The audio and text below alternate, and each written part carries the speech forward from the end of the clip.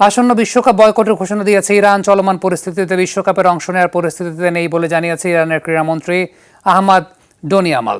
Donald ট্রাম্পের আমন্ত্রণকে বুড়ো আঙুল দেখিয়ে তেহরান এখন হার্ডলাইনে। কয়েক মাসের ব্যবধানে যুদ্ধ আর হাজারো লাশের মিছিল পেরিয়ে ফুটবল মাঠে নামাকে বিলাসিতা মনে করছে দেশটি।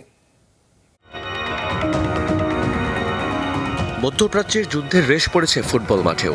একদিকে হোয়াইট হাউস থেকে ডোনাল্ড ট্রাম্পের সাদর আমন্ত্রণ, অন্যদিকে তেহরানের প্রত্যাখ্যান। 2026 ফুটবল বিশ্বকাপে কি দেখা যাবে ইরানকে, নাকি যুদ্ধের দামামায় স্তব্ধ হয়ে যাবে ফুটবল? ঘটনার সূত্রপাত গত 28 ফেব্রুয়ারি।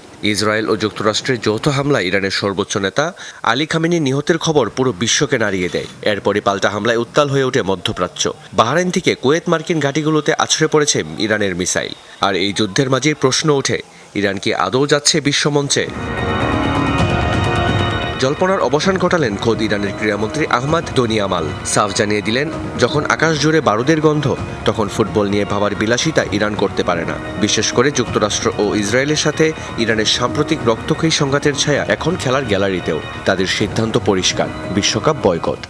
এই দুর্নীতিগ্রস্ত সরকার আমাদের নেতাকে হত্যা করেছে। এমন পরিস্থিতিতে বিশ্বকাপ অংশ নেওয়ার মতো কোনো অবস্থা নেই। আমাদের উপর কয়েক মাসের ব্যবধানে 2টি যুদ্ধ চাপিয়ে দেয়া হয়েছে এবং এতে হাজারো মানুষ প্রাণ হারিয়েছে। অথচ জলঘোলা কম হয়নি। ফিফা বস জিয়ানি ইনফান্তিনোকে খোদ ট্রাম্প আশ্বস্ত করেছিলেন লাল গালিচায় স্বাগত জানানো হবে ইরানি ফুটবলারদের। কিন্তু তেহরান এখন হার্ডলাইনে।